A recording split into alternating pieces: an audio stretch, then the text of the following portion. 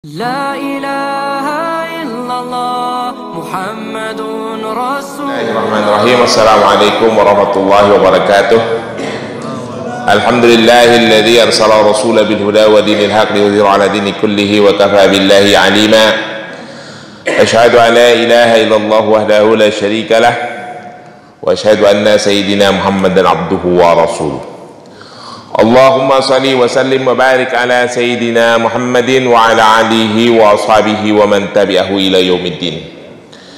Rabbi israh li sadri wa yassir li amri wahlul 'uqdatan min lisani yafqahu qawli, amma ba'du. Para jamaah sekalian, puji dan syukur kita panjatkan kehadirat Allah Subhanahu wa taala atas semua limpahan nikmat dan rahmat yang diberikan kepada kita. Alhamdulillah, di pagi yang sejuk ini kita diberikan kesehatan dan kelapangan waktu untuk melaksanakan sholat subuh berjamaah di masjid yang kita cintai ini, melanjutkan itikaf kita untuk mengikuti kajian hadis. Insya Allah memperkaya pengetahuan kita dan menambah kualitas amaliyah kita. Salawat dan salam kita berharap selalu tercurah kepada junjungan Nabi besar Muhammad sallallahu alaihi wasallam, untuk para sahabat, keluarganya, sahabatnya, para tabi'in, para tabi'ut tabi'in, para ulama, dan kita semua insya Allah yang ada di dalam masjid ini akan mendapatkan syafaat di yaumul akhir nanti. Mari kita lanjutkan kajian hadis.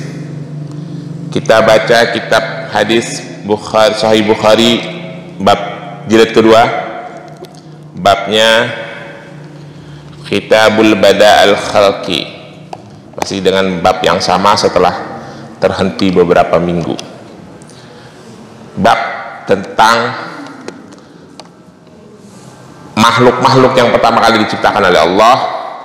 Kali ini kita membahas tentang malaikat sama dengan beberapa minggu lalu. Para jamaah sekalian, kita akan membaca sebuah hadis yang lumayan panjang yang mengisahkan sebuah kisah yang para jamaah mungkin sudah sering mendengar kisah itu, tapi jarang mendengar hadisnya. Ya, mari kita membaca hadis nomor 3022. Bismillahirrahmanirrahim. Hadatsana Abdullah ibn Yusuf akhbarana ibn al-Wahab qala akhbarani Yunus an ibn Shihab qala hadatsani Urwah ana Aisyah radhiyallahu anha zauja Nabi sallallahu alaihi wasallam hadatsathu annaha qalat li Nabi sallallahu alaihi wasallam hal ata alayka yawmun kana ashadda min yawmul Uhud qala laqad lakitu min qaumika malakitu wa kana ashadu malakitu minhum yawmul aqabah idh aradtu nafsi ala ibnul abdil yalil ibnul adil kulal falam yajibni ila ma aradtu fantalaqtu wa ana ma'mumun ala wajhi falam astafki ila wa ana biqarnil sa'alib farafa'ta ra'si fa'idha bis-sahabati qad azzalatni fanzurtu fa'idha fiha Jibrilu fanadani faqala inna allaha qad sami'a qawla qaumika lak wa ma radu alayka wa qad ba'asa ilayka malakal jibali lita'muruhu bima syi'ta fihim panadani malaka jibali fasallam alaya thumma qala ya Muhammad faqala dhalik fiha syi'ta in syi'ta utbiqa alayhim ahsyabaini faqala Nabi sallallahu alaihi wasallam bal arju an yakhrajallahu min aslabihim ma ya'budullaha wahdahu la syarika lah bihi syai'an. Panjang ini Pak hadisnya. Jadi ini hadis Mungkin bapak-bapak udah sering dengar kisahnya kalau para dai-dai suka cerita itu ya, suka cerita tentang sifat Nabi, tapi pasti jarang membacakan hadis ini. Udah gitu ceritanya tuh para dai-dai itu suka kepleset lagi ya, nggak pas. Hadatsana Abdullah ibnu Yusuf, menceritakan kepada kami Abdullah ibnu Yusuf. Abdullah ibnu Yusuf ini seorang tabi'ut tabi'in ya. Beliau itu wafat sekitar tahun 200-an Hijriah. Akhbarana Ibnu Wahab. Ibnu Wahab juga tabi'ut tabi'in tapi kalangan tengah. Qala akhbarana Yunus. Yunus juga tabi'ut tabi'in kalangan awal. An Ibnu Syihab. Qala hadatsani Urwah. Urwah ini kalangan tabi'ut tabi'in muda ya, Urwah bin Zubair. Ana Aisyah, bahwasanya Aisyah istri Rasulullah, zauda Nabi sallallahu alaihi wasallam, hadatsathu, dia meriwayatkan sebuah hadis. Anaha, bahwasanya Aisyah berkata, qalat li Nabi sallallahu alaihi wasallam, Aisyah bertanya pada suatu hari kepada Nabi sallallahu alaihi wasallam. Pertanyaannya begini, ata alaika yaumun kana asyada min yaumul Uhud. Aisyah lagi nanya sama lakinya, bang, ada kagak bang kira-kira penderitaan yang abang alamin lebih berat dari perang Uhud? Kira-kira begitu. Kan Rasulullah waktu perang Uhud giginya sampai patah, sampai berdarah-darah. Berat itu kan, babak belur lah kira-kira gitu ya, babak belur di perang Uhud. Aisyah nanya, kira-kira bang ada yang lebih berat tadi bang dari perang Uhud? Lalu Rasulullah berkata, qala laqad lakitu min qaumika malakitu wa kana asyadu malakitu minhu yaumul aqabah. Ada neng, kira-kira Nabi jawabnya begitu pakai bahasa Pamulang. Ada neng, abang ngalamin lebih berat dari itu. Yang baru perang Uhud mah gigi doang patah, ini mau lebih parah gitu, kira-kira begitu ya. Kapan tuh bang? Aisyah nanya lagi, waktu abang lagi ke mengunjungi di daerah Aqabah, ketika Rasulullah mendapat informasi akan ada sekelompok kaum yang masuk Islam gitu ya. Lalu Rasulullah berkunjung ke sana, tetapi sampai di sana Rasulullah justru ditolak. Yaumul Aqabah id aradtu nafsi ala ibnul Abdil Yalili ibnul Abdil Kulal, ketika aku menawarkan diriku, maksudnya ingin berdakwah kepada kabilah Bani Abdil Yalil ibnul Kulal, falam yajibni, tapi mereka malah menolak aku. Illa ma'aradtu fantalaktu, mereka menolakku. Wa inna ma'mumun, lalu aku pergi, aku gelisah gitu kira-kira ya. Ala wajhi, ada kegelisahan di wajahku ketika Rasulullah ditimpukin di mana min? Rasulullah ditimpukin batu di mana min? Hah? Rasulullah ditimpukin batu di mana itu daerahnya?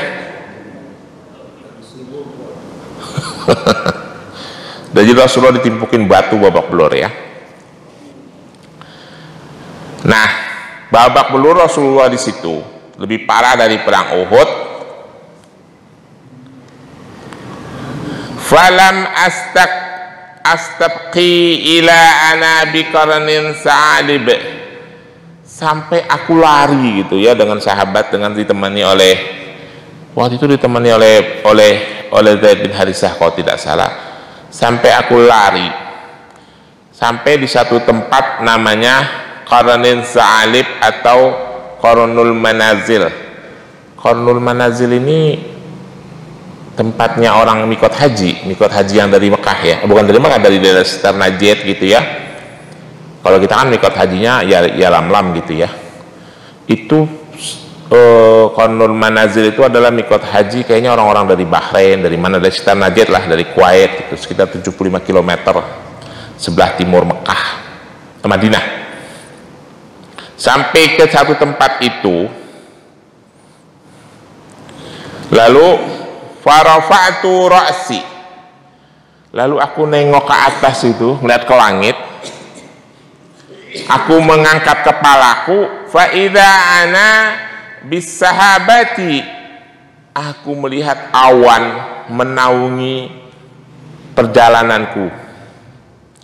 Azalatni fanzurtu fa idza fiha Jibrilu, lalu dari kejauhan Jibril datang, dari langit kita terbang ya.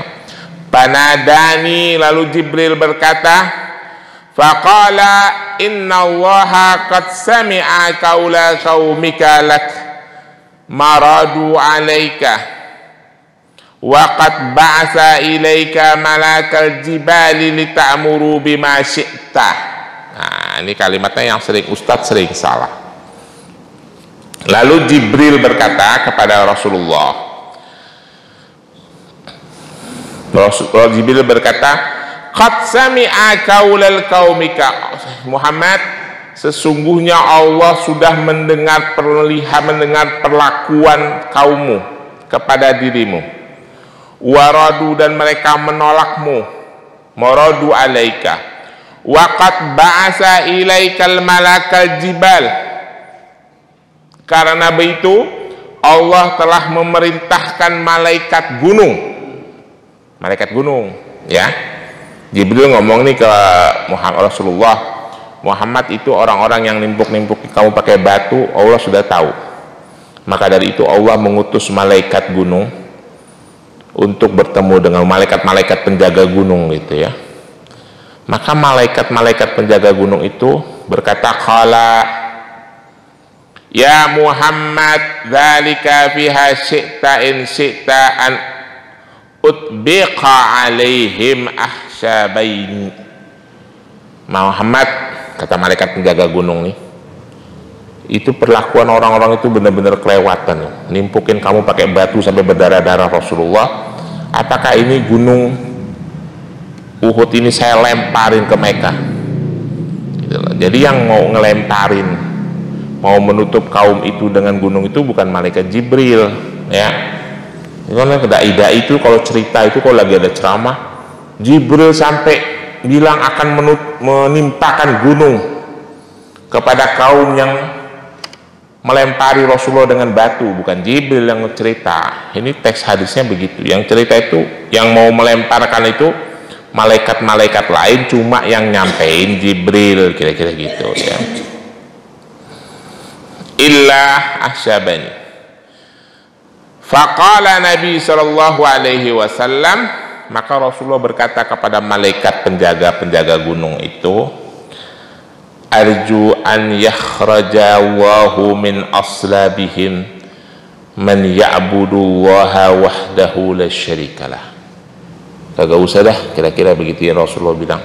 Tidak perlu mereka itu ditimpakan bukit ini, tidak perlu mereka dihukum atas perlakuan mereka kepadaku, karena aku berharap nanti akan keluar, yakhrujullaha, Allah akan mengeluarkan min aslabihim, asal itu tulang rusuk, maksudnya akan lahir dari kalangan mereka, man ya'budullaha wahdahu la syarikalah, orang-orang yang akan menyembah Allah dan tidak menyekutukan Allah. Jadi ketika Rasulullah itu dianiaya, ditimpukin batu, Jibril datang ngasih kabar bahwa Allah mengutus malaikat-malaikat penjaga gunung, yang gunung-gunung ini bisa ditimpakan ke mereka. Rasulullah justru malah menolak, tidak usah, biarkan saja mereka menganiaya. Aku berdoa mudah-mudahan nanti di suatu saat akan lahir dari keturunan-keturunan mereka orang yang menyembah Allah dan tidak menyekutukan Allah. Kira-kira begitu. Para jamaah sekalian, saya pernah ditanya sama teman, saya pernah cerita deh kayaknya. Kawan saya, kebetulan non-muslim, nanyanya agak sedikit-sedikit kenyek gitu ya. Baik, kan Nabi Muhammad itu matinya diracun. Kok Nabi bisa diracun ya gitu. Saya bilang, Nabi itu jangankan diracun, para Nabi dan para Rasul itu dibunuh aja ada, jangan lagi diracun ya. Rasulullah itu memang pernah diracun. Diracunnya itu pada saat di Khaybar pada tahun 7 Hijriah oleh wanita yang namanya Zainab Al-Haris, istrinya Salam bin Kisam, orang Yahudi. Tapi Rasulullah apakah wafatnya karena racun itu ada perdebatan. Ada yang mengatakan itu ada racun yang tersisa sampai Rasulullah meninggal, tapi ada juga yang mengatakan tidak, karena Rasulullah itu wafat tahun 10 Hijriah, diracunnya tahun 7 Hijriah, jadi berselang 3 tahun. Rasanya tidak mungkin karena wafatnya, sakitnya karena efek racun itu. Jadi saudara-saudara sekalian, yang ingin saya sampaikan adalah bahwa seorang Rasul dan seorang Nabi itu hidupnya menderita itu adalah biasa. Dia bisa dianiaya, bisa dizolimi, bisa dibunuh, bahkan itu hal yang biasa. Seorang Nabi dan seorang Rasul itu bukan terjaga, terhalang dari kezoliman orang lain. Pasti Rasulullah, para Rasul dan para Nabi juga dizolimi. Pertanyaannya, berarti Allah tidak melindungi mereka dong? Kan mereka utusan Allah. Maknanya bukan seperti itu. Ya, itu adalah untuk menguji, bukan untuk menguji sebetulnya, untuk menyempurnakan keimanan dan ketakwaan para nabi dan para rasul. Mungkin para rasul tidak perlu diuji karena imannya sudah mentok. Tapi memang para nabi dan para rasul itu hampir sebagian hidupnya penuh dengan penderitaan. Ya. Nah, itu pun diikuti oleh para sahabat, oleh para tabi'in, para tabi'ut tabi'in, para ulama sampai hari ini. Jadi jangan heran Pak kalau ada ulama yang mati di penjara, Pak. Bapak baca nanti kisah-kisah para ulama. Imam Syafi'i 2 kali masuk penjara sampai dicambuk-cambuk.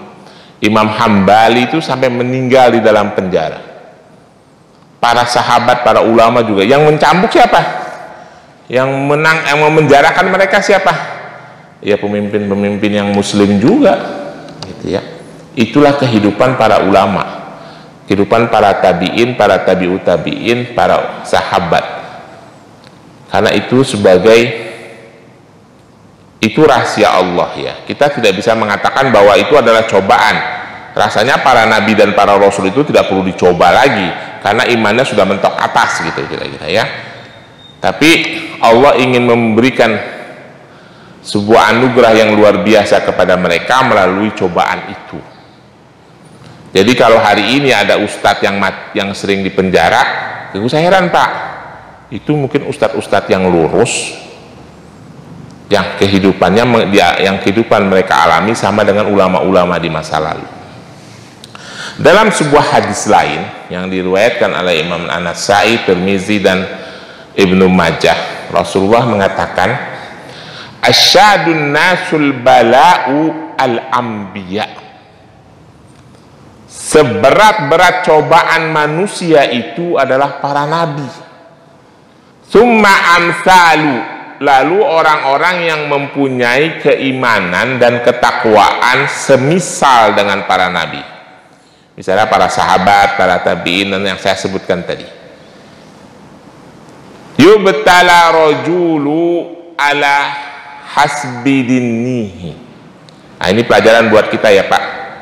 Rasulullah mengatakan dalam sebuah hadis, yubtala rajulu ala hasbi dinihi.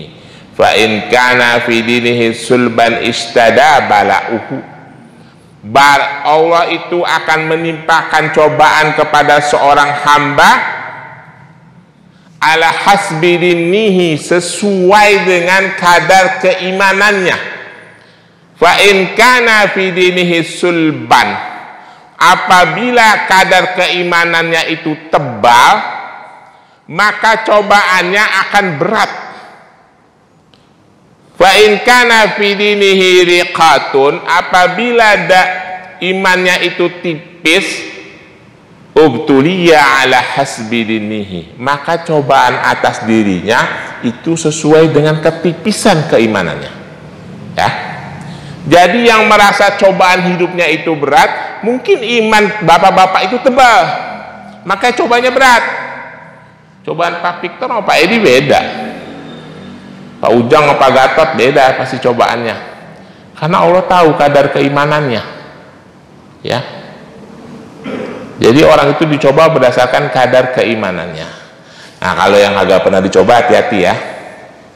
Jangan Allah lihat, ini mah nggak kelas nih, kelas tempe ini, gue coba sekali juga digantung diri, kira-kira gitu. Udah biarin aja dah, ya. Orang yang dicoba dengan cobaan yang berat menunjukkan keimanannya kuat. Dalam kelanjutan hadis itu Rasulullah berkata, wa ma yabrahu bala'u bil abdi hatta yatrakahu yamshi alal ardi wa ma'alaihi khita'atan. Cobaan itu akan selalu, ya bro, itu artinya apa ya, menimpa, akan selalu menimpa seorang hamba hatta yatrakahu yamshi alal ardi wa ma'alaihi khita'atan, sampai dia itu melangkah di muka bumi terbebas dari dosa, Pak. Jadi kita itu kalau dikasih cobaan oleh Allah, kita bersyukur, Pak. Dikasih sakit, bersyukur. Kenapa? Dosa kita digugurkan oleh Allah. Allah itu ingin melihat kita itu melangkah di muka bumi tanpa dosa sama sekali. Maka kita diuji terus. Orang-orang yang diuji terus oleh Allah itu harus bersyukur. Berarti Allah mau terima dia dalam keadaan bersih, dalam keadaan baik. Yang kagak pernah diuji itu, yang hidupnya tenang-tenang aja, happy aja, mulai mikir lah. Mungkin Allah melihat orang itu imannya tidak kuat, atau mungkin Allah tidak hirau sama dia. Nah, ini usah dianggap ini anak, aku kasih ujian sekali, ngeluhnya se-RT gitu, kira-kira begitu ya. Ini biarin aja dah. Ada sebuah hadis lain, Rasulullah berkata, innallaha idza arada bi abdi khaira ajjalalahu uqubatan bi dzambihi wa idza arada bi abdi syarra amsakalahu hatta yuwafa yaumal qiyamah. Ini juga pelajaran ya Pak, kita jangan iri sama orang. Allah bilang begini dalam sebuah hadis yang disampaikan oleh Rasulullah. Rasulullah bilang dalam sebuah hadis, innallaha idza arada bi abdi khaira. Allah itu kalau menghendaki hambanya kebaikan, ajjalalahu uqubatan bi dzambihi, dipercepat siksanya, balasannya atas dosa-dosa yang dia perbuat. Misalnya hari ini kita makan uang haram, besok motor kita hilang, ya, ngumpulin uang haram lagi, berapa bulan kemudian ditipu orang. Nah, kita harus bersyukur tuh, jangan ngeluh-ngeluh. Itu Allah berarti lagi menghendaki kebaikan kepada kita, karena Allah mempercepat balasan atas dosa yang kita perbuat. Maka dari itu kalau mau barang-barang kita hilang, kita senyum aja, ya. Alah, biarinlah, itu mungkin bukan hak kita. Allah membersihkan harta kita. Wa idza bi abdi syarra, apabila Allah menghendaki seorang hamba itu keburukan, amsaka, ditahan, imsak itu artinya menahan. Amsakalahu, ditahan, coba balasan atas dirinya, hatta yuwafa yaumal qiyamah, sampai coba siksaannya sempurna di hari kiamat.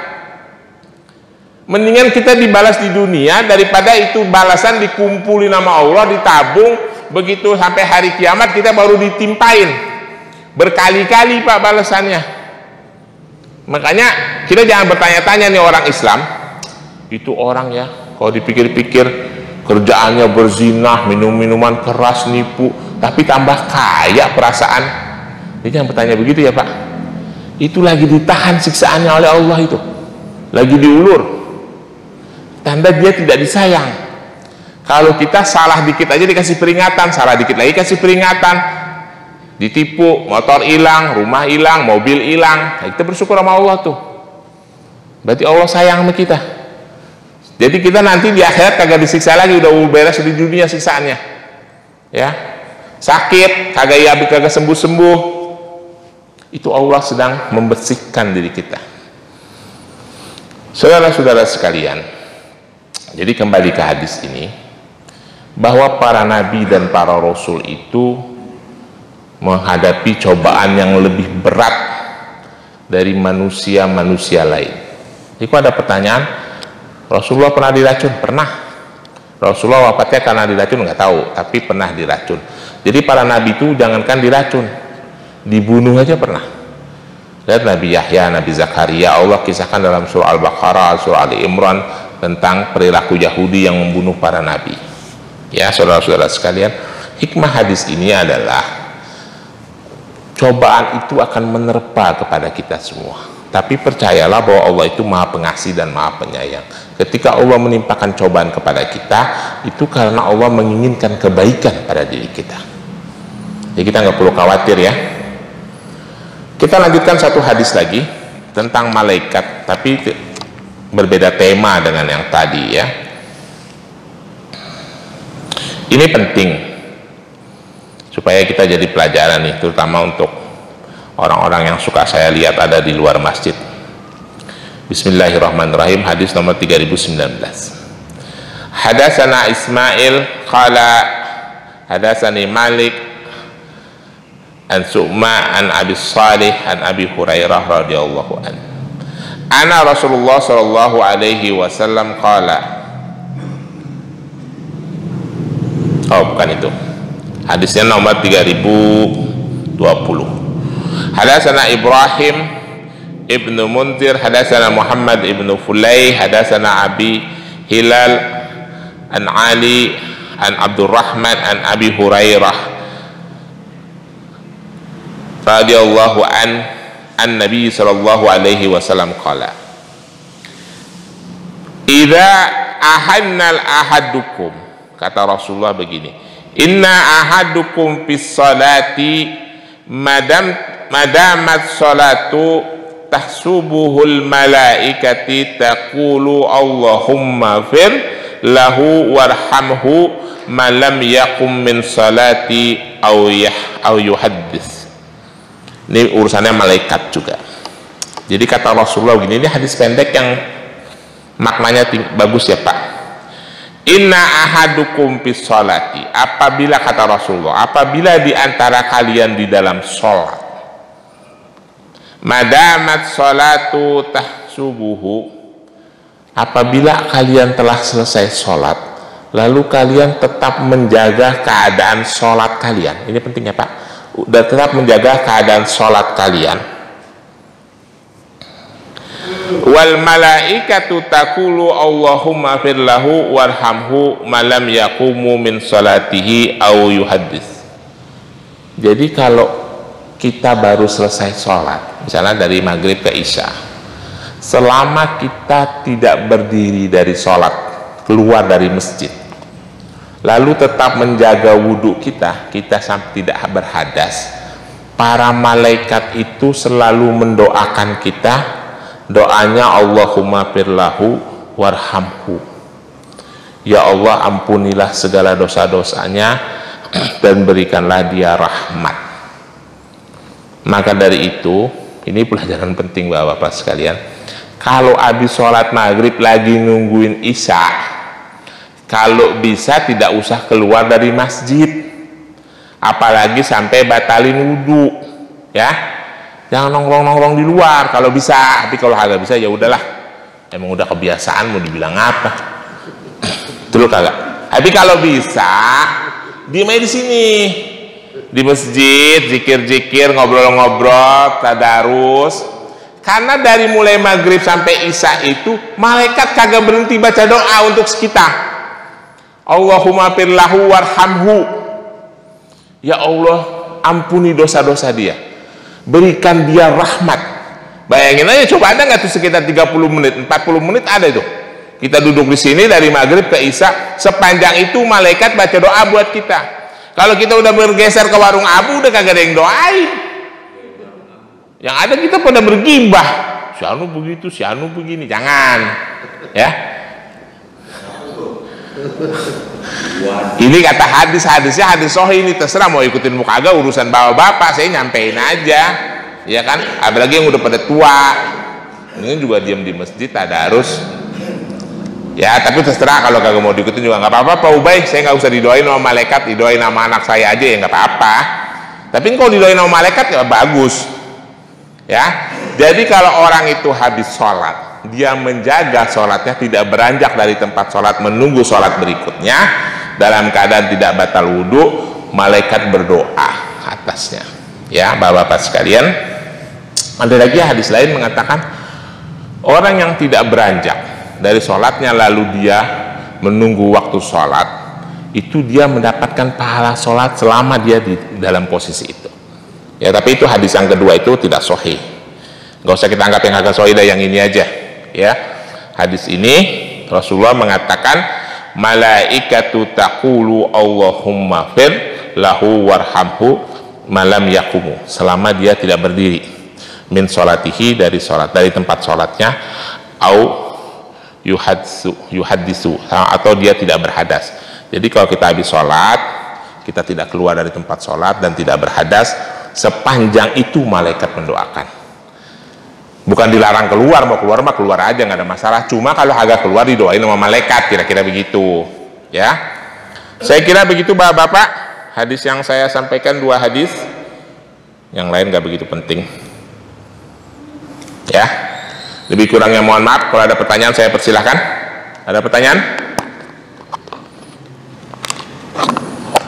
Besok-besok jangan keluar ya, di masjid aja. Kan cuma 30 menit. Saya kira itu. Kalau nggak ada pertanyaan saya tutup. Assalamualaikum warahmatullahi wabarakatuh.